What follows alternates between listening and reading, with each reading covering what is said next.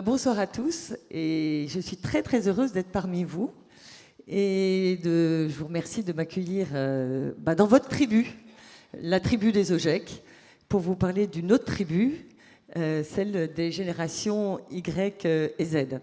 Ce qui me rassure, c'est qu'avec tout ce que je viens d'entendre, il y a eu plein de mots qui résonnent beaucoup avec ce que je connais de ces générations et je me dis que vous avez un langage commun. Donc c'est plein de promesses et plein d'espoir pour l'avenir. J'ai entendu les mots de collaboration, les mots de mouvement. J'ai entendu des termes comme l'agilité, la transformation. Et je pense qu'en effet, c'est sur ces terrains-là que vous allez pouvoir vous retrouver. Lors d'une de mes enquêtes de terrain dans un incubateur de start-up, j'ai rencontré une jeune entrepreneuse qui s'appelle Lydia. Et Lydia m'a dit le monde va vite, on ne sait pas où il va, mais nous, on y va.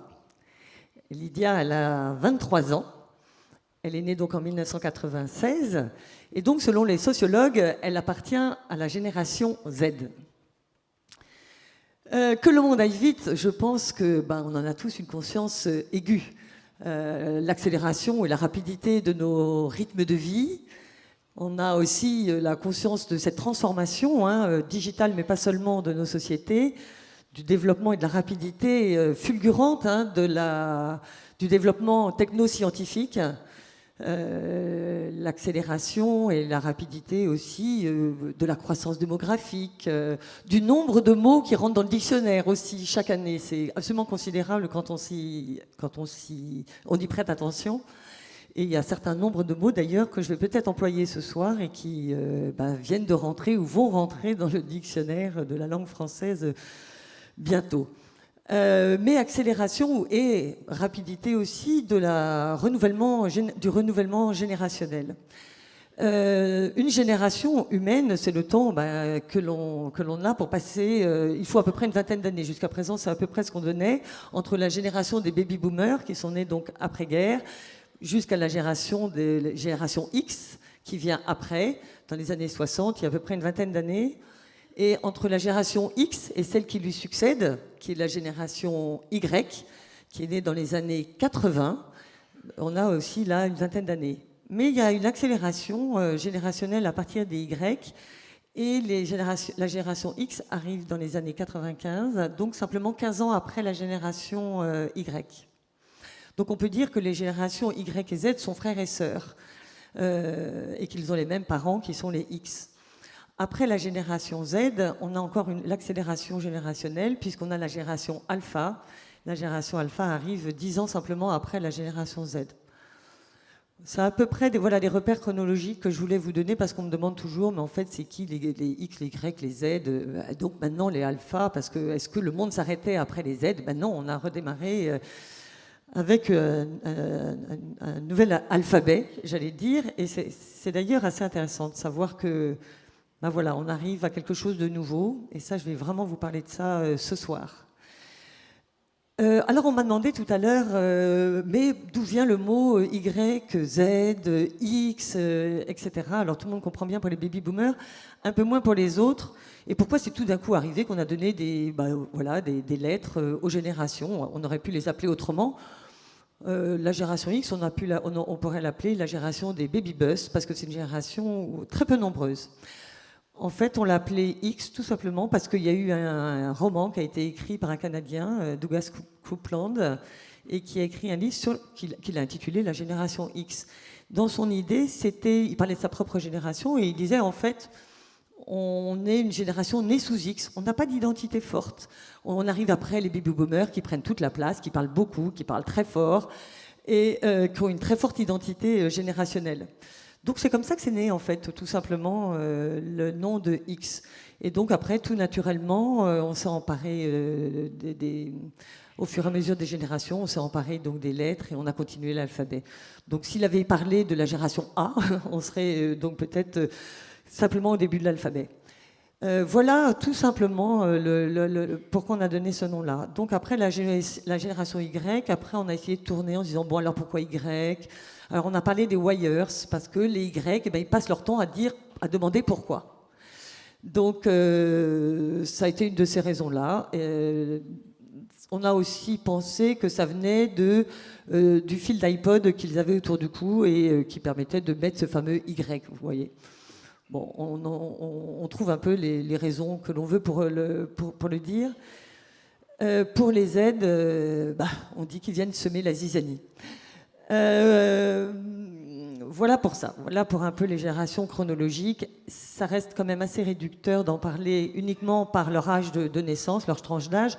D'autant que moi, j'ai un jeune là, qui m'a dit, une Z d'ailleurs, une jeune Z, qui m'a dit, mais maintenant, nous, on nous dit, vous les 2000, vous les 1999, mais vous les 2002. Donc, est-ce que, en effet, la notion même de génération a un intérêt, ou en tout cas est pertinente pour parler de ces jeunes, et qu'une génération ferait-elle maintenant plus qu'un an, une seule année? Aujourd'hui, nous, on a tendance, chez les anthropologues, à parler plus de vagues, voilà, de vagues successives qui arrivent. Bon, à la limite, c'est pas très important. Moi, je trouve que le mot de génération, elle permet elle est simple pour tout le monde. Donc, que le monde va vite, mais savoir où il va. C'est une très bonne réflexion qu'a eue Lydia, parce que c'est vrai qu'aujourd'hui, nous vivons la 3e rupture anthropologique depuis l'histoire de l'humanité. C'est-à-dire que Michel Serres, qui est un philosophe français, a étudié le rapport, si vous voulez, entre un système communicationnel, c'est-à-dire la manière d'accéder au savoir, de partager les connaissances, de faire circuler l'information, avec les valeurs d'une culture, si vous voulez, et avec sa représentation du monde. Et en analysant le rapport support-message, il a mis en valeur, si vous voulez, en exergue 3 ruptures anthropologiques. La première rupture, c'est au moment du néolithique, avec le passage de l'oralité à l'écrit. Il situe la 2e rupture anthropologique au moment de l'imprimerie, au XVIe siècle, avec le passage de l'écrit à l'imprimerie. Et puis on a donc notre 3e rupture anthropologique, celle que nous vivons aujourd'hui, celle dans lequel sont nées les générations Y et Z, qui est la révolution du numérique, qui est donc le numérique. Donc voilà, 3e rupture anthropologique. Donc en fait, une rupture anthropologique, c'est la manière de se représenter le monde, c'est-à-dire la manière que ces générations ont d'appréhender l'espace, pensent le monde, pensent leur relation au monde, pensent leur relation à soi, aux autres, la manière dont ils ont d'appréhender le temps, la manière d'appréhender l'autorité, l'expertise, la manière dont ils ont de penser le savoir, la connaissance, tout ça est complètement modifié. Et les crises auxquelles on assiste aujourd'hui, ce sont les manifestations, l'expression, si vous voulez, de cette mutation anthropologique. Et donc, crise économique, les crises politiques, les crises identitaires, crise financière, crise sociétale, tout cela exprime justement cette formidable mutation dans laquelle on est tous embarqués. Et c'est pour ça que je trouve que c'est important de ne pas mettre les générations les unes contre les autres, mais juste d'essayer de comprendre que ce nouveau monde, parce que c'est un nouveau monde dans lequel nous rentrons, les générations Y et Z n'en sont que les fruits ou les enfants, si vous voulez, mais que nous participerons tous à cette mutation, évidemment. Alors, est-ce que les générations Y et Z en sont non seulement les enfants, mais peut-être j'allais dire, les avant-gardes de ce nouveau monde qui est en train de se créer sous nos yeux? Peut-être bien, peut-être en ont-elles en tout cas les codes, ou en tout cas les mots pour pouvoir s'y repérer.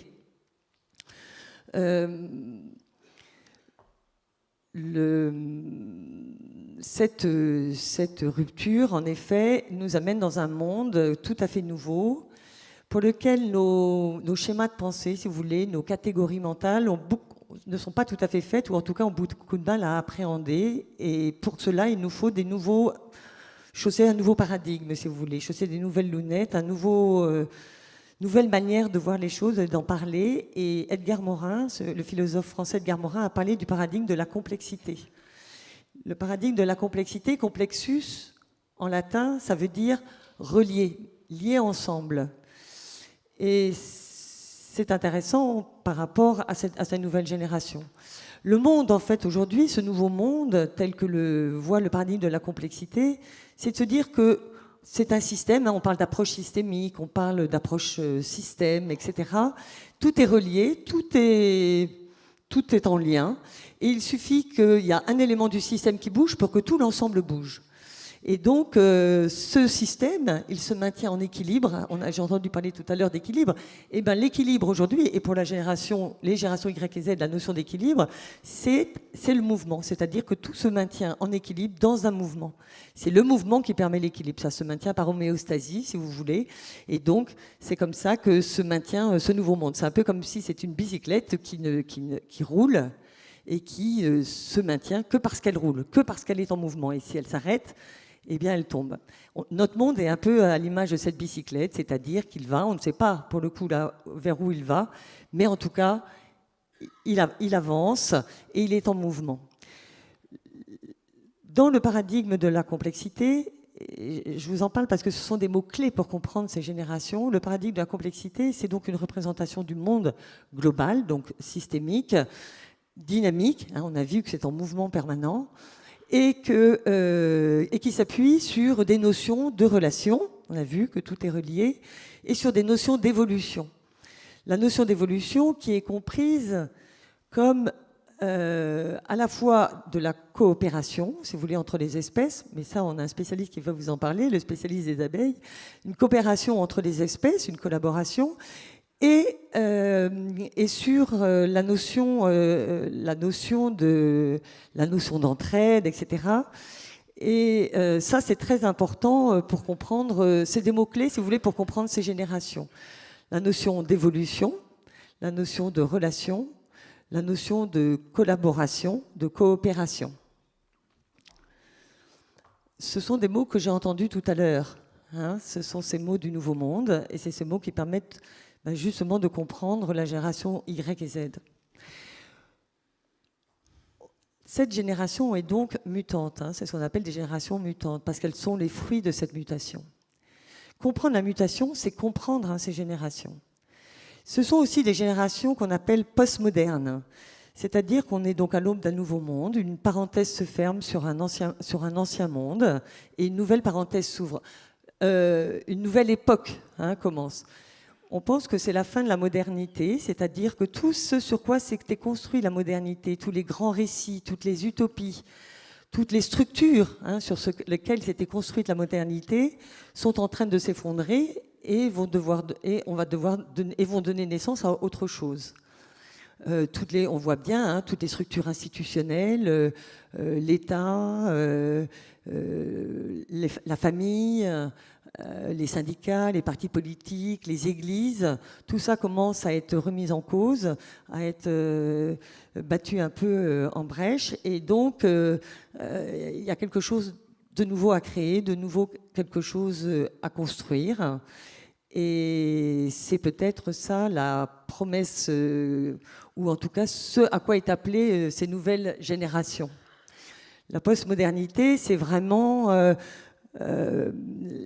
la notion d'individu, la notion de raison, la notion de progrès qui est complètement remis en cause. Et aujourd'hui, on est vraiment sur d'autres champs inexplorés et sur lesquels il va bien falloir y aller. C'est vrai que c'est un monde qui est devenu incertain et il y a quelque chose de totalement inédit à ce nouveau monde qui est en train de naître sous nos yeux. Donc une génération mutante, une génération postmoderne, c'est aussi une génération numérique. On a parlé, mais on est tous partie prenante du numérique, mais c'est vrai que pour ces générations-là, la révolution numérique n'a jamais eu lieu. Ils n'ont pas connu un monde sans ordinateur, sans connexion à Internet, ils n'ont pas connu un monde sans portable. Si la génération Y a accompagné le développement des technologies des NTIC, des nouvelles technologies d'information et de communication, la génération Z, elle est née complètement dedans. Elle est née avec des joysticks dans les doigts, elle est née avec un téléphone portable dans la main, elle est née avec des écrans digitaux, elle voit le monde à travers ces écrans. Et donc, c'est ce qu'on appelle l'avènement de l'homo numericus. Ces générations, ces homo numericus, ils ont une extension d'eux-mêmes qui s'appelle leur téléphone portable ou les outils mobiles et connectifs. Et en tel point qu'on appelle ça, Michel Serres les appelle la génération petite poussette. La génération petite poussette, c'est vraiment, ils ont une dextérité absolument extraordinaire pour pianoter sur leur téléphone portable. Et ça les rend totalement omniscients. C'est-à-dire qu'au bout de leur main, qui est une extension en effet d'eux-mêmes, ils ont tout le savoir du monde, toutes les informations, ils ont accès à tout. Hein. Le web 1.0, qui a été le web qu'a connu la génération Y, c'est vraiment toute l'information est mise à disposition des internautes et qui sont mis en réseau et qui interagissent entre eux. La génération Z, elle a connu le web 2.0. Le web 2.0, c'est différent, c'est que l'internaute est complètement acteur, il crée du contenu. Et donc, la génération Z, elle va devenir, elle est sur un numérique qui est participatif, qui est créatif. Elle crée ses identités numériques, si vous voulez, sur ses téléphones portables. Elle participe à sa vie en réseau, elle est très sociable, hein, c'est un web social, c'est-à-dire que c'est l'avènement 2003, c'est Facebook, c'est vraiment l'avènement des réseaux sociaux. C'est aussi le web 2.0, il est aussi donc extrêmement relationnel, donc participatif, fun, créatif, social, très relationnel. Où on devient acteur, où on a besoin, où on participe, où on partage, où on crée. Hein. Donc, ces générations numériques, elles vont évidemment développer une culture numérique, qui est une culture de la transversalité, une culture de la transparence, une culture de l'ouverture, de la créativité, de l'innovation. C'est une culture de la relation. Donc une génération postmoderne, une génération numérique, une génération mutante, c'est aussi une génération mondiale. C'est-à-dire qu'elles vivent complètement depuis qu'elles sont nées la mondialisation, et que un jeune de 25 ans de Hong Kong est plus proche d'un autre jeune de 25 ans de Paris ou de New York ou de Sao Paulo que d'un plus ancien, d'une génération supérieure, c'est-à-dire d'une génération précédente. Quand on va dans les entreprises, je me rends compte combien, en effet, il y a beaucoup plus de facilité de compréhension au sein de cette génération de manière mondiale, c'est-à-dire que la différenciation culturelle est beaucoup moins importante que la différenciation générationnelle. Donc génération mondiale et génération extrêmement nombreuse. Hein. Les moins de 30 ans dans le monde aujourd'hui, c'est 50% de la population mondiale. Donc c'est une génération très très importante. Donc voilà un peu pour ces générations. Je vous parle de ça parce qu'en effet, donc les générations Y et Z sont les symptômes de ce monde, sont les symptômes de cette mutation, sont les symptômes de cette postmodernité. Et que quand on me dit mais ils vont peut-être changer, s'adapter, finir par faire comme nous, ils vont finir par devenir vieux. Bien sûr, ils vont grandir, ils vont évoluer, mais par contre de dire qu'ils vont changer, probablement pas, parce qu'ils vont évoluer bien sûr, mais ils ne vont pas changer, c'est-à-dire pas rechanger de paradigme, parce qu'ils sont dans une mutation anthropologique justement. Hein. Donc l'idée c'est de se dire, nous, nos organisations, nos organismes, nos entreprises, comment les faire évoluer pour aller justement rencontrer ces nouvelles générations, pour pouvoir les attirer.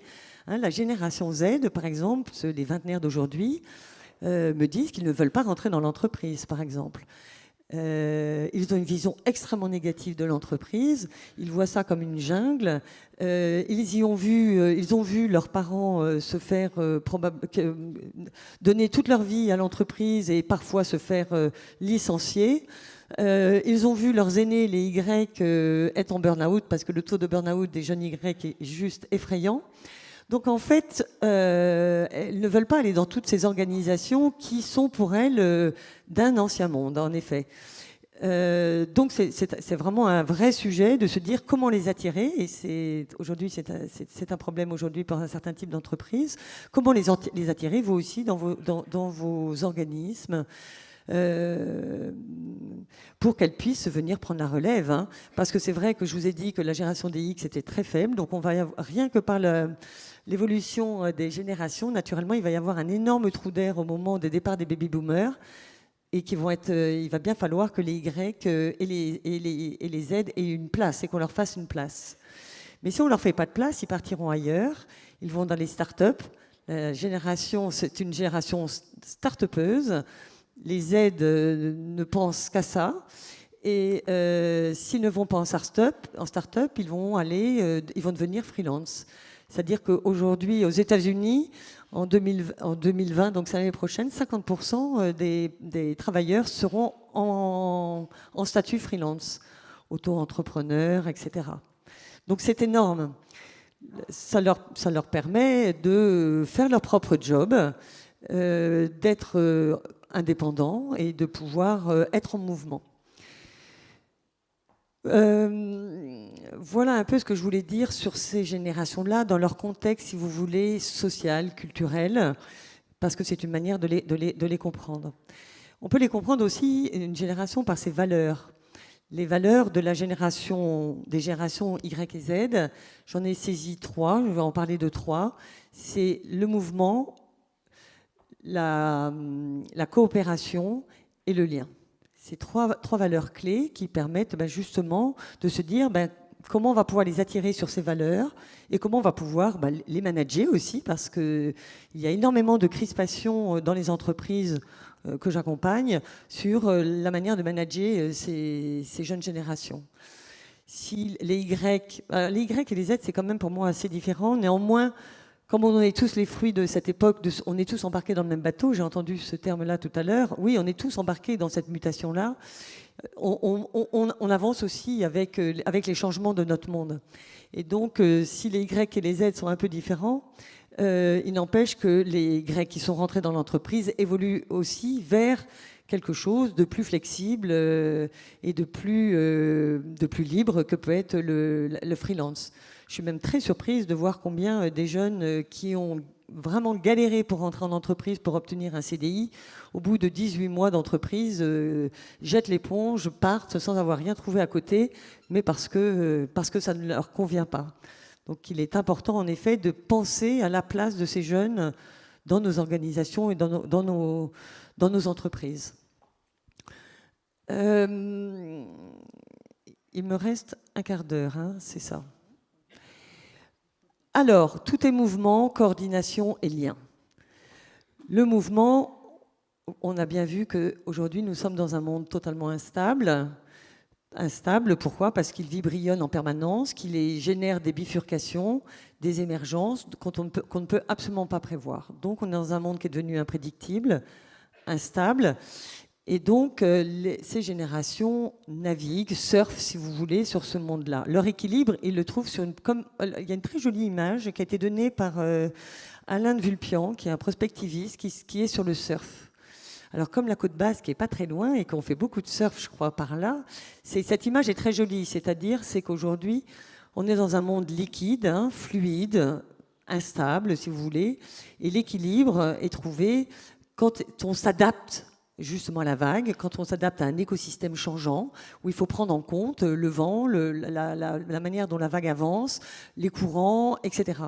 Donc, c'est un des mots-clés de cette génération et du mouvement. Le mouvement, ça permet de s'adapter en permanence à des écosystèmes changeants, à un monde qui change tout le temps. Tout bouge, hein, c'est un peu la vieille, enfin je ne sais pas si vous, ça vous évoque ça, mais c'est le vieux mot de Héraclite où tout coule. Eh bien oui, on est un peu dans cette notion de liquidité. Il y a un sociologue qui vient de décéder d'ailleurs, qui s'appelle Baumann en Allemagne, et qui a parlé des sociétés liquides. Et on est vraiment là-dedans. Donc ce mouvement, hein, le mouvement permet justement de s'adapter en permanence à des écosystèmes changeants, à un monde qui bouge, à un monde qui change, et donc être dans quelque chose de fixe, de stable, c'est quelque chose qui n'est absolument pas dans l'ADN de ces générations-là. C'est-à-dire qu'elles sont contre la fixité, contre la stabilité, ou en tout cas la stabilité, ils la trouvent dans le mouvement. Moi, je dis qu'ils habitent le mouvement. Et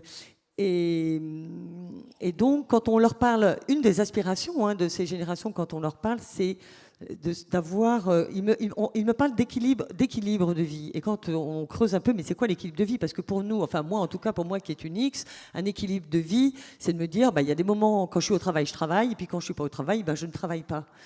Et eux, en fait, la définition qu'ils donnent de l'équilibre de vie, c'est en fait d'avoir une flexibilité des temps de vie. En effet, ça n'est pas du tout la même définition qu'ils donnent à l'équilibre de vie. C'est comment, en fait, être flexible dans les différents temps de ma vie, c'est-à-dire que où que j'aille, où que je sois, quand je veux, où je veux, je travaille. Tant que j'atteins mes objectifs, je ne vois pas où est le problème. Et ça, c'est quelque chose, en effet, que je retrouve dans les entreprises, où on ne comprend pas cette volonté qu'ont ces jeunes de dire mais je travaille où je veux, je travaille comme je veux, et alors on les prend pour des égoïstes ou des individualistes. Et en fait, c'est pas tout à fait ça. Ça ne parle pas de ça du tout de cette manière. Ça parle juste de leur flexibilité, de leur adaptabilité à un monde qui change, à un monde qui est en mouvement et qu'ils habitent totalement. Il y a dans la notion de mouvement cette idée, il y a un acronyme qui vaut que ce qu'il vaut, mais qui peut être un peu le cri de ralliement de ces nouvelles générations, qui est ATAWADAC. ATAWADAC, je ne sais pas si vous en avez déjà entendu parler, mais ATAWADAC, c'est l'acronyme de Anytime, Anywhere, Any Devices, Any Content. C'est-à-dire que je veux avoir accès à tous les contenus sur tous mes supports numériques, que ce soit la tablette, mon ordinateur portable ou mon téléphone portable, à tout moment, n'importe où je suis. Et ça génère justement cette flexibilité qu'ils ont, cette adaptabilité qu'ils ont en permanence, à être hyper réactifs, pouvoir saisir des opportunités quand elles passent, pouvoir s'adapter à une nouvelle, à une information, à quelque chose qui est en train de changer. Donc ça parle vraiment de cette agilité-là. Quand on parle d'entreprise agile, on est vraiment là-dedans. C'est savoir, j'ai entendu tout à l'heure le mot d'agilité, c'est ça, c'est comment arriver à être assez réactif, à être souple. C'est aussi une agilité cognitive, mais aussi une agilité comportementale. Voilà pour ce qui est du mouvement. Il faut aussi penser le mouvement en termes d'expérience professionnelle, par exemple, ou d'expérience de vie, de temps de vie. D'ailleurs, ils me disent, je ne me souviens pas du temps, je me souviens de moments. Et en fait, ces jeunes de cette génération-là multiplient les moments de vie, ces moments qui peuvent être professionnels, des moments salariés, des moments rémunérés, des moments gratuits, des moments de dons, des moments ensemble, des moments, etc. Et tout ça fait sens, en fait. Donc la notion de carrière, c'est quelque chose qui n'est plus du tout adapté à cette génération-là. En tout cas, moi, il ne me parle plus jamais de la notion de carrière, mais il me parle d'expérience. Et la notion d'expérience, elle est très importante. Pourquoi ? Parce que c'est ce que je vis dans l'instant et qui me permet de mettre de la valeur ajoutée à ce que je vis. C'est-à-dire qu'aujourd'hui, venir faire l'expérience en OGEC, par exemple, ce qui peut être une super expérience pour eux, c'est dans quelle mesure, je le vis comme une expérience, donc quelque chose de très vitaliste. C'est comme vivre une aventure, si vous voulez, et qui a une forte valeur ajoutée, c'est-à-dire qui va me permettre de développer mon potentiel. C'est ça. On est moins sur l'idée de compétence que de potentiel. Et comment je vais pouvoir développer ce potentiel de vie qui est en moi, ce potentiel de ce que je me sens capable de faire ou que j'ai envie de faire, et en quoi ça va venir m'enrichir, m'épanouir. Parce que m'épanouir, c'est le sujet clé de cette génération, de ces générations. Ils veulent moins se réaliser que de s'épanouir. Et s'épanouir, c'est vivre avec l'essence, c'est vivre pleinement. Ils ont un autre mot qui parle de ça, c'est YOLO. You only live once. On ne vit qu'une fois, donc vivons tout de suite et maintenant. Et ils investissent le temps présent, j'allais dire. Pourquoi ? Parce que l'avenir est incertain, parce que l'avenir est aussi insécure. Je suis très très surprise de voir combien ils trouvent que le monde est violent. Il est violent parce qu'ils sont nés, pour les générations Z, ils sont nés avec les attentats, ils sont nés dans une crise identitaire avec une montée de la violence collective, des partis extrémistes, et une très forte violence aussi sur le net, une violence sur les réseaux sociaux, qui le vivent véritablement.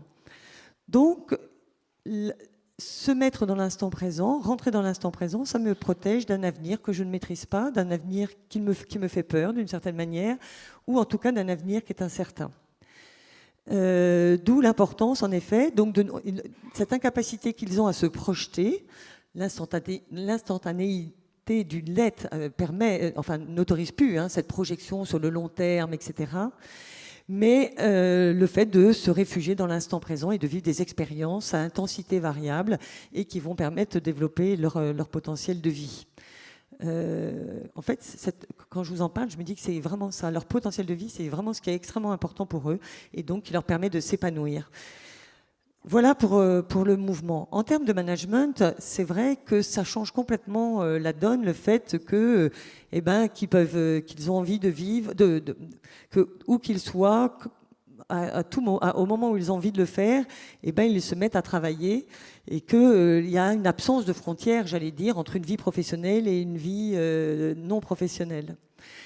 C'est que c'est un peu du management par la confiance, c'est-à-dire c'est du lâcher-prise, c'est accepter en effet de se dire tant que les objectifs sont atteints, on laisse faire, il y a un cadre et puis on laisse agir. Et donc c'est une nouvelle posture du manager que de faire confiance. Le deuxième terme, c'était la coordination. On va vous dire tout à l'heure que les abeilles vivent en essaim. On peut vous dire aussi que les poissons, je vous ai parlé du surf tout à l'heure, vivent en banc. Eh bien, les humains, ils vivent en tribu. En tout cas, ces générations-là, elles vivent en tribu. C'est ce qu'on appelle les tribus postmodernes. Ça a été énormément étudié par un sociologue qui s'appelle Michel Maffezoli. Et les tribus ou les communautés, si vous voulez, affectives, proxémiques, affinitaires, dans lesquelles on se sent bien et dans lesquelles on fait ensemble. La notion du collectif, c'est ultra important pour comprendre ces générations. Pourquoi ? Parce qu'elles sont nées avec les réseaux sociaux et que les réseaux sociaux, c'est le pari du relationnel et du collectif. On sort, alors on ne le perçoit pas encore peut-être avec les générations Y, mais alors pour moi c'est évident avec les générations Z, c'est qu'on est en train de sortir de l'individualisme pour rentrer dans le collectif.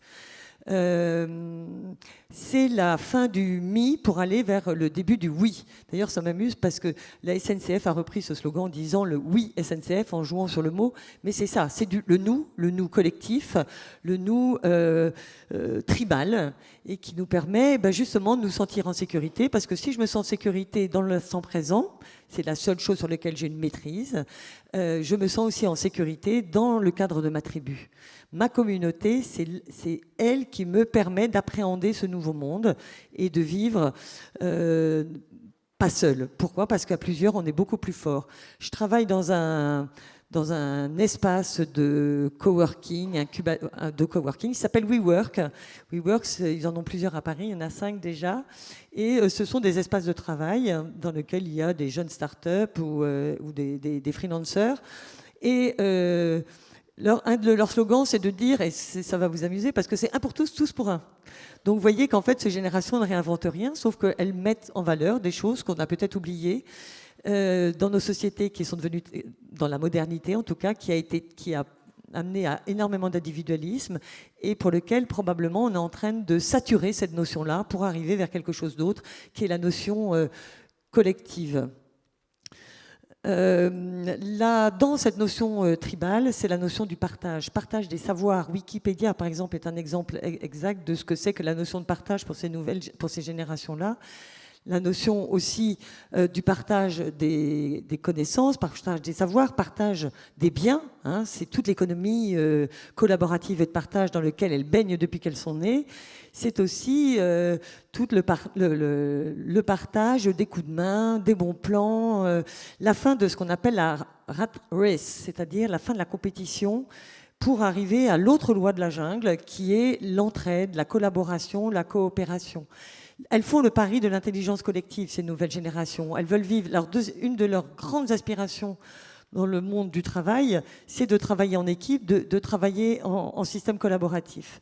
Donc, dans ces tribus, elles vivent ça, hein, la collaboration, le partage, l'entraide. Et je suis surprise dans ces tiers-lieux de travail et ces incubateurs, combien ils pourraient être tous concurrents et qu'en fait, ils sont tous à se donner des coups de main, de l'entraide, des feedbacks qui leur permettent justement de progresser, d'évoluer. Donc ça, c'est la collaboration, le pari de l'intelligence collective, le pari de la coopération. Si on retrouve aussi la très vieille notion du don contre don de Marcel Mauss, hein, où c'est donner, recevoir et rendre. Et c'est donc une réciprocité, ce qu'on appelle une réciprocité élargie, c'est-à-dire pas simplement du donnant-donnant. On est loin, alors on est même bien plus loin du win-win, c'est plus loin encore que le donnant-donnant, c'est qu'on est vraiment sur le donner, recevoir, rendre, le don et le contre-don, et qui fonctionne vraiment très très bien chez eux, chez ces générations et sur les plus jeunes. Quand je parle des plus jeunes, c'est pour montrer les tendances lourdes, hein, sur lesquelles on est en train d'aller et qui nous font sortir justement de la modernité et nous permettent d'appréhender ce nouveau monde. Voilà pour la troisième. Donc la possibilité de contribuer. Ça, c'est une nouvelle manière aussi de manager dans vos organismes.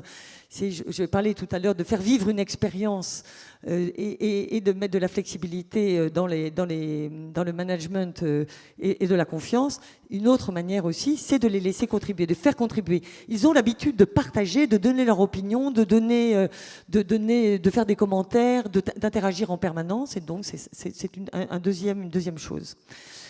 Troisième élément, pour finir, parce que je ne sais plus à quelle heure je dois terminer d'ailleurs. Encore 5 minutes.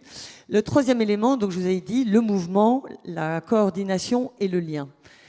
Le lien, c'est extrêmement important.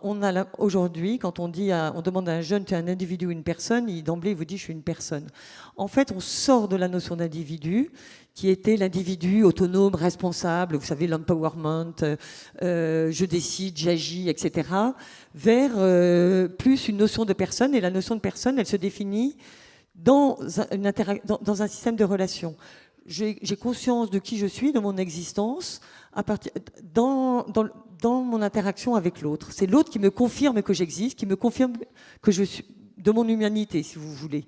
Et ça, c'est important, cette notion-là, parce que quand on est dans une notion de personne, on est dans de l'humain, et donc dans quelque chose de peer-to-peer, c'est-à-dire que on n'est pas dans des systèmes hiérarchiques où il y a une autorité de pouvoir, une autorité, voire même de savoir. C'est complètement autre chose. On est juste deux humains qui communiquent ensemble et qui ont leur vulnérabilité, leur force, leur potentiel de vie, justement. Donc, cette notion de personne, elle me semble fondamentale à prendre en compte. Et très souvent, des jeunes en entreprise me disent « Oui, mais moi, je veux qu'on me respecte en tant qu'être humain ». Et cette commune appartenance, justement, elle est intéressante à signaler, parce que l'humain, c'est le grand pari de cette génération. C'est remettre de l'humain au centre de nos vies, remettre de l'humain au centre de nos entreprises, remettre de l'humain au centre de nos organisations, parce que probablement, on l'avait perdu, ce sens de l'humain. Et on sait que nombre d'entreprises ont généré ce qu'on appelle le mal-être au travail, le burn-out, tous les risques psychosociaux, etc. Et qu'aujourd'hui, eh bien, ces générations, quand elles parlent d'humain, elles parlent de bien-être, de bienveillance, elles parlent d'empathie, elles parlent d'écoute, elles parlent de partage. Donc, elles veulent être reconnues et respectées pour ça. C'est vrai que pour les manager, c'est vraiment, elles attendent d'un manager que ce soit un manager de proximité. Le manager de proximité, c'est quelqu'un qui est capable de me comprendre en tant qu'être humain, justement, avec des émotions, avec une autre vie que la vie professionnelle, justement, hein, parce que quand je suis là, moi, au boulot, je suis moi dans ma totalité. Hein, on a une vision beaucoup plus globale de la personne et non pas simplement de l'individu.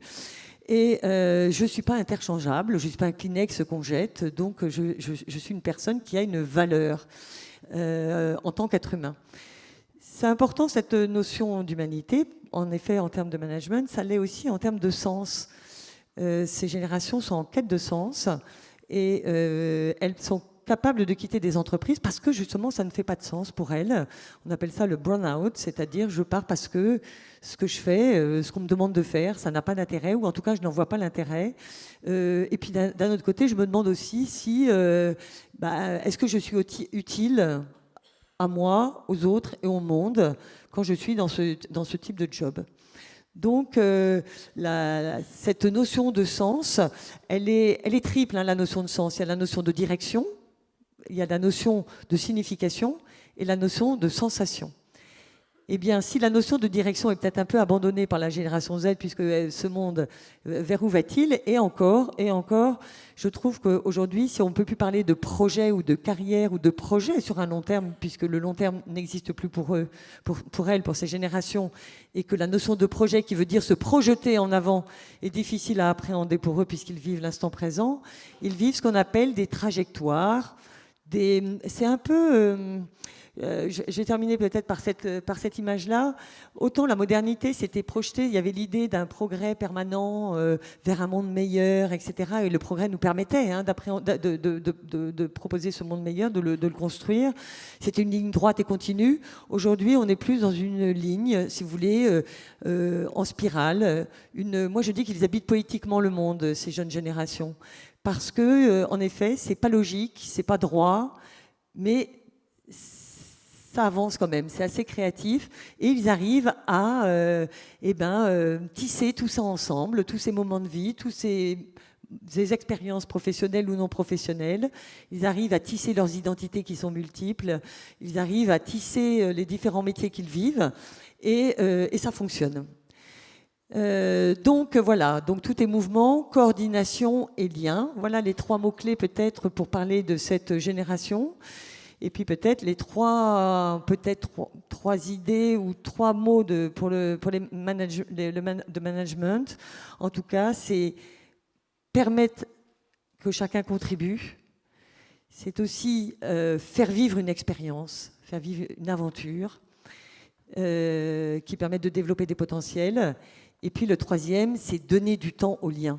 C'est vraiment quelque chose qui est très important pour eux. C'est perdre du temps pour en gagner, mais en donnant du temps aux liens. La grande problématique, en effet, de la personne. Voilà, je crois que je vous ai tout dit. Je voudrais terminer par une image que j'aime beaucoup, c'est Ubuntu. Alors, je pensais que j'avais un slide où on aurait pu voir c'est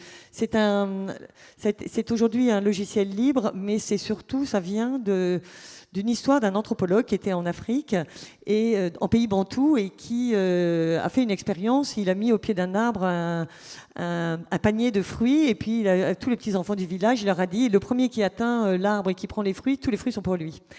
Et donc, il donne 1, 2, 3, et tous les enfants se donnent la main et courent tous ensemble pour aller récupérer les fruits. Et puis, ils s'assiedent tous en rond et ils partagent les fruits. Et l'anthropologue leur dit, mais pourquoi il n'y en a pas un qui avait envie de prendre tous les fruits? Et les enfants lui ont répondu, Ubuntu. Ubuntu, ça veut dire que comment pourrait-on se réjouir si tout le monde n'en profite pas, si tout le monde n'est pas heureux? Heureux, ça veut dire être, une très vieille étymologie du mot heureux, ça veut dire en mouvement. Et donc, c'est comment on avance tous ensemble pour en effet partager le fruit de tous ces fruits-là. Et c'est vraiment, je suis parce que nous sommes. Et c'est vraiment ce retour du nous, ce nous collectif qui, moi, me semble extrêmement important pour parler de ces nouvelles générations. Voilà, on aurait pu en parler pendant vraiment très longtemps. J'essaye de vous avoir donné, j'espère, quelques mots-clés. Il n'y a pas de solution. Il y a un autre mot-clé. Oh, je vous interromps, Elisabeth. Bien sûr. Il y a un autre mot-clé et j'avais envie que vous l'expliquiez parce que non seulement vous êtes anthropologue, mais vous êtes coach en direction des entreprises, en direction des jeunes, en direction des éducateurs aussi. C'est all-in. All-in. Qu'est-ce que ça veut dire? J'ai l'impression qu'il est déjà question de mouvement et de transformation, c'est ça? Voilà, all-in, dans ma première vie d'anthropologue, parce que maintenant je fais de l'anthropologie sociale, mais je faisais ce que j'en appelais plus de l'ethnologie il y a maintenant 30 ans. J'étais spécialiste de la Mésoamérique, c'est-à-dire le Mexique, Nicaragua, Honduras, et des populations de culture nawa. Et dans la langue nahuatl, il y a un mot que j'ai pris pour parler du cabinet que j'ai monté pour accompagner donc ces jeunes générations et les entreprises qui sont en contact avec elles, qui doivent les manager et les recruter. C'est all-in. Et all-in, c'est la 5e direction du monde, c'est-à-dire c'est celle qui est au carrefour. C'est bien, c'est tout à fait d'actualité. C'est au carrefour, c'est comment, en effet, ça veut dire le mot mouvement. Hein, c'est comment ça met en mouvement tout le reste du monde. C'est un côté, ça a déjà un côté systémique.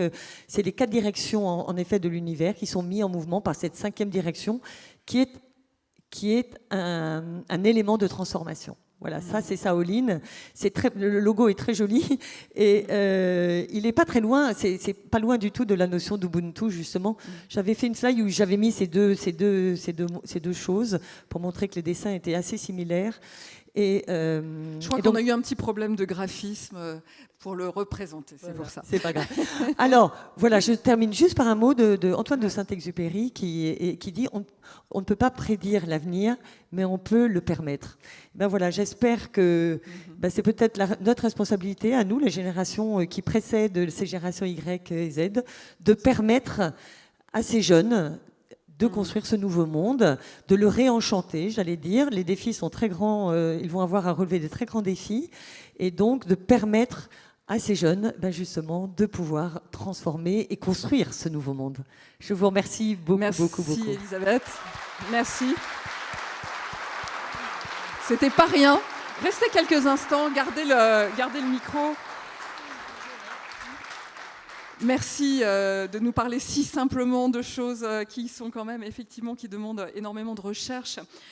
J'avais une question quand même, Elisabeth, par rapport, je pense aux OGEC qui sont ici, qui ont quand même des soucis comme un certain nombre d'organisations pour faire venir des bénévoles, pour assurer la suite. Et vous avez l'air de dire que dans cette génération-là, ils sont plutôt preneurs de ces expériences, ils ont envie de ça. Qu'est-ce à dire? Est-ce que là, on a un petit trou de vague ou de génération, comme vous le dites, ou est-ce qu'il y a effectivement une mauvaise donne au sens où on n'est pas assez appétent pour les attirer? Qu'est-ce qui se passe dans ce gap?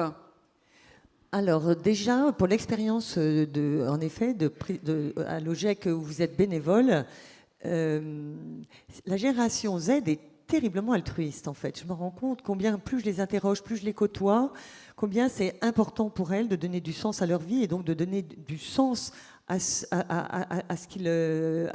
l'impact qu'ils veulent avoir sur le monde. Moi, ils me disent à chaque fois, moi ce que je veux plus tard, c'est être utile. Ça revient, mais systématiquement. Être utile, c'est vraiment leur impact dans le monde. Être utile, c'est pas forcément être utile à l'autre bout du monde, parce qu'ils ont une dimension, ce qu'on appelle le glolocalisme, c'est-à-dire ils pensent global mais agissent local. Et donc, l'approche système est évidente là-dedans, c'est-à-dire ils savent que s'ils agissent localement, ça va avoir un impact sur le monde global, évidemment. Et donc, ils agissent complètement local, et donc c'est être utile à côté de chez moi, dans, en effet, l'école d'à côté, le quartier, la famille, l'association, etc. Donc déjà, il y a déjà ça, un besoin de se rendre utile, d'aider. Ce côté très altruiste qu'ils ont, on a vu qu'on est dans le don contre don, c'est-à-dire qu'ils savent qu'ils vont donner, qu'ils vont recevoir et qu'ils vont rendre à un autre moment. Et ça, moi, j'y crois énormément. Et ça, c'est vraiment sur les plus jeunes, mais c'est très réel. Et puis, la notion de bénévolat, c'est-à-dire qu'on se rend compte que ces nouvelles générations vont vivre des moments donc professionnels et de vie tout à fait différents les uns des autres, avec des moments où ils auront des activités rémunérées. On les appelle les slashers. Slashers, c'est ça, c'est-à-dire que à la fois ils ont des activités rémunérées, ils peuvent être très bien, ils vont peut-être passer 2 jours dans une boîte où ils seront salariés, puis le mercredi, jeudi, ils seront freelance pour faire, je sais pas, du marketing digital par exemple, et puis le vendredi sera dédié à une vie associative non rémunérée, bénévole. Et tout ça fait du sens pour eux. En fait, c'est en ça qu'ils sont hyper intéressants, c'est que tout ça fait du sens. Et donc, aller passer 3 ans, parce que je crois que c'est 3 ans, alors c'est à la fois un temps long, mais bon, mais de se dire que pendant 3 ans, ils vont vivre une expérience juste folle, hyper intéressante, dans laquelle ils vont développer leur potentiel, justement, dans laquelle ils vont vraiment vivre une expérience, voire une aventure. qu'ils vont la vivre de manière collaborative, coopérative. J'ai pas parlé, tellement de mots que je n'ai pas utilisés encore, mais la convivialité, l'ambiance est extrêmement importante. L'ambiance, il faut se dire que c'est une génération émotionnelle, hein, donc on les appelle les émos, c'est-à-dire que ils ont une représentation, enfin, ils ont une représentation du monde sensuelle, sensitive. Hein.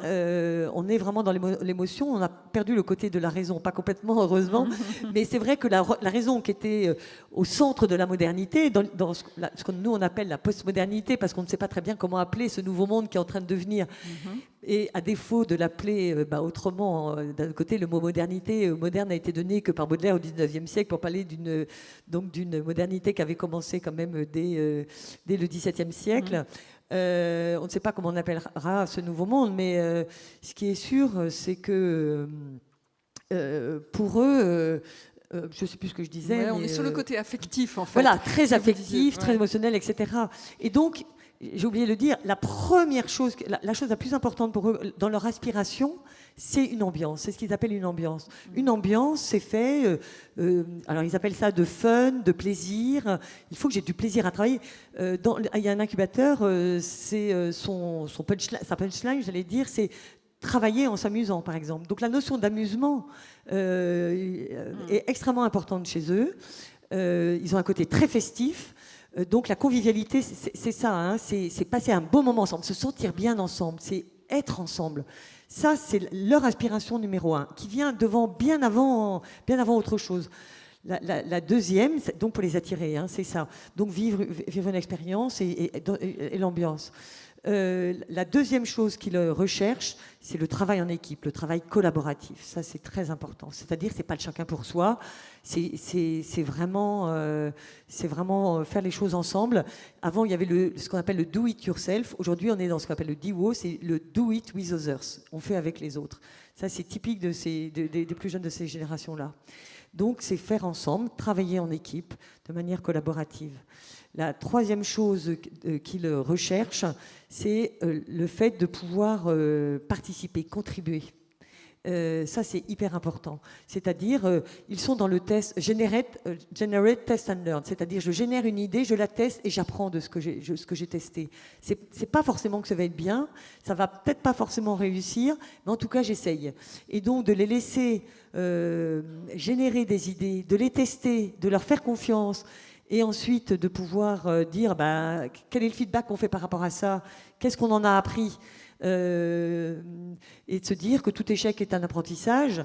Et moi je trouve que c'est assez révolutionnaire parce que jusqu'à présent c'est pas du tout ce qui était la réalité de ce qu'ils ont en tout cas vécu ou ce que nous on a vécu, où justement on se donnait pas le droit à l'erreur. Donc ça, moi, je pense que c'est très important. Et puis, cette fameuse équilibre des temps de vie, c'est-à-dire cette flexibilité des temps de vie, qui est quelque chose aussi qu'ils cherchent vraiment. Là-dedans, il n'y a pas l'argent. Il n'y a pas l'argent. Donc, c'est une génération qui sait qu'elle vivra moins bien que les générations précédentes. C'est la première fois que ça arrive dans l'histoire récente, dans l'histoire de l'humanité. Ils vont bricoler leur vie, leurs différents temps de vie. Et dedans, il y a une grande part, en effet, qui n'est pas du tout liée à l'argent. J'allais dire, je vais donner trois choses. C'est même pas dans les 5 premières aspirations que sont les leurs.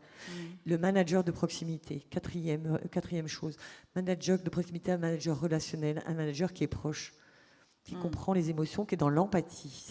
Aujourd'hui, on parle de care management. Hein, le management par le care, c'est par l'empathie, par l'attention, par l'écoute, par le partage, dans des instants de convivialité informels, complètement informels.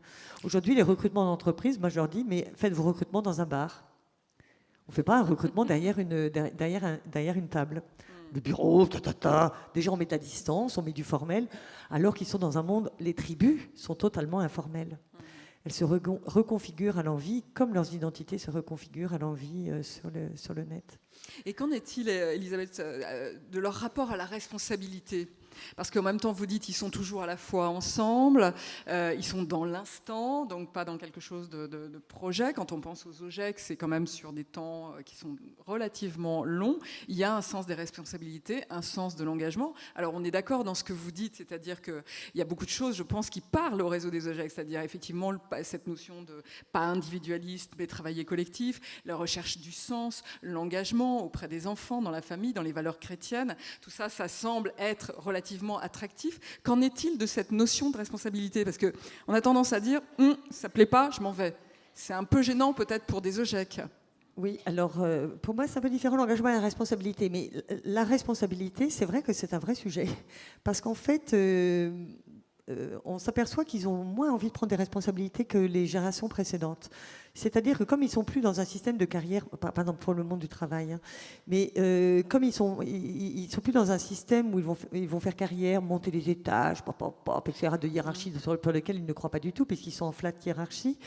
Et qui veulent multiplier des expériences complètement, en plus en système transverse, etc., complètement différentes les unes des autres. Un jour, je vais faire du marketing, mais la fois d'après, je vais être développeur, etc. Ils vont être student forever, c'est-à-dire qu'ils apprennent en permanence, parce qu'il y a une obsolescence des connaissances et des savoirs très rapides. C'est vrai que du coup, cette montée en gamme de la responsabilité, on peut le voir chez les Y, on le voit peu chez les Z. En tout cas, ils me disent qu'ils n'ont pas envie de prendre des responsabilités. Alors ça, c'est vrai que c'est un vrai sujet.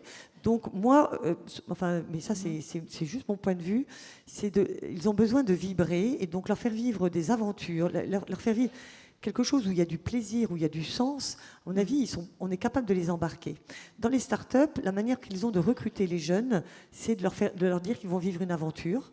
Ils vont beaucoup travailler, dans le management tribal, on parle beaucoup de la notion de valeur. Les valeurs, c'est extrêmement important pour eux. Cette cohérence. Aujourd'hui, 70% des jeunes Y, les Z, ils ne sont pas complètement encore en entreprise, ils commencent à y être. Quand ils y sont, parce qu'ils ne veulent pas y aller. Mais pour les Y, 70% des Y ne sont pas en accord avec les valeurs de l'entreprise. C'est juste hyper grave. Et donc, vous avez des valeurs absolument superbes. Et c'est vrai que nous, quand je travaille en management tribal, c'est de parler des valeurs et de la mission, ce qu'on appelle la noble cause. Et ça, je pense que c'est quelque chose qui peut les attirer, c'est quelque chose qui a du sens pour eux, et c'est très en résonance avec résonance RE et pas RAI surtout, parce qu'ils ne sont pas cerveau gauche, mais ils sont cerveau droit, on a bien compris. Et donc ça, oui, ça peut être ça. Alors après, peu à peu, est-ce que en grandissant, on va dire ça, où ils vont évoluer, se dire qu'ils ont envie de prendre des responsabilités, etc. Moi, je vois quand même des jeunes qui prennent des responsabilités à leur niveau, que je trouve vraiment super. J'ai beaucoup de jeunes que j'accompagne à mon cabinet ou dans les écoles qui veulent qu'ils s'engagent auprès des migrants, par exemple, qui donnent des cours de français aux migrants. Beaucoup, ils sont très altruistes. On est sorti de l'individu égoïste, autonome, etc. Alors ils font ensemble. Alors peut-être, moi je me dis, c'est toujours en entreprise, je leur dis, faites des recrutements groupés. Aujourd'hui, j'ai des entreprises où ils ne recrutent que sur recommandation d'un jeune. C'est un jeune qui dit à un autre jeune de venir. Et donc, c'est trouver un peu des méthodes. En fait, il n'y a pas de solution simple, et c'est de trouver... Ah oui, alors voilà, c'est pragmatique, les solutions dont vous parlez, mais ça peut être intéressant parce que vous nous avez dit, finalement, c'est à nous de nous défaire de nos vieilles postures vis-à-vis d'eux, parce qu'eux ne vont pas s'adapter à, on va dire, notre ancien monde, notre ancienne façon de faire. Donc là, vous venez de donner une clé, par exemple, un recrutement collectif. Qu'est-ce que vous avez pu tirer de vos expériences, justement, d'un point de vue pragmatique, qu'on pourrait donner aux uns aux autres dans les OGEC pour attirer effectivement dans le cadre de ces valeurs? Eh bien, changer votre storytelling. Votre storytelling. En fait, aujourd'hui, on est vraiment... après, il y a tout le numérique qui permet aussi de se faire connaître. Aujourd'hui, être visible, c'est quelque chose d'extrêmement important pour se faire connaître de ces jeunes, et donc être là où pour eux, on est visible, c'est-à-dire sur le numérique, évidemment. Dans les espaces de coworking, par exemple. Oui, Ouais. exactement. Et après, je ne sais pas, c'est à chacun de trouver comment il peut attirer ces jeunes, mais je pense que la notion d'aventure, elle est importante. Et la notion, il y a aussi tout ce qui va être votre storytelling autour de ce que vous faites aujourd'hui. Enfin, vous vendre, c'est se vendre en racontant une histoire. En fait, c'est ce que j'espère avoir fait aujourd'hui, c'est raconter l'histoire de ces YZ. Aujourd'hui, moi, je prépare beaucoup les jeunes aussi, mais les entreprises, c'est pareil aussi, à raconter une histoire pour les embarquer, en fait. Les embarquer dans l'histoire des OGEC. Et vous avez plein de choses à raconter, en effet, et c'est peut-être ça, une clé. Eh ben, on va se le raconter ce soir. En tout cas, Elisabeth Soulier, merci. On peut encore l'applaudir bien fort. Merci.